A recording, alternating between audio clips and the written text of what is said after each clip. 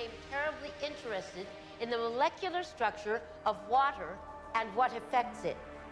Now, water is the most receptive of the four elements.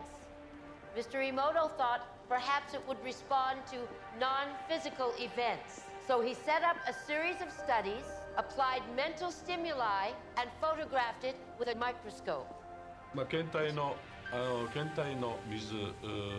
For one sample of water, we drop about 0.5 cc's onto each 50 petri dishes. Then we take those 50 petri dishes and freeze them in a freezer at minus 25 degrees Celsius for about 3 hours. We take those frozen samples into a refrigerator that is set at minus 5 degrees Celsius, where a microscope with a camera is set up. There we take photographs of each of the 50 water drops individually. We first take photographs of water that we did not put any information in. Then we take the water with information and do the same procedure just described. We take those before and after photographs and compare the differences.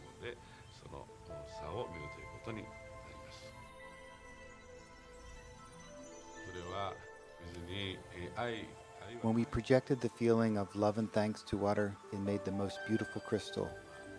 At times like this, I think water is at peace.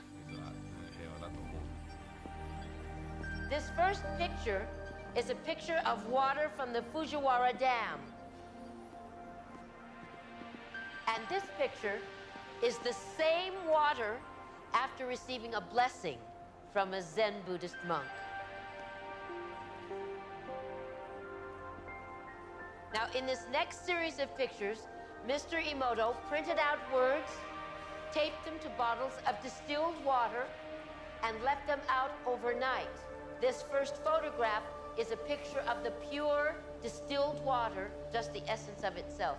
These subsequent photographs, as you can see, are each different. This is the chi of love. And we move along here to thank you. And you can see where he taped that to this bottle here.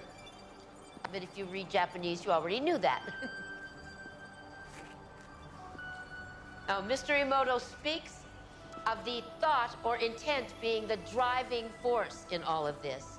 The science of how that actually affects the molecules is unknown, except to the water molecules, of course. And it's really fascinating when you keep in mind that 90% of our bodies are water.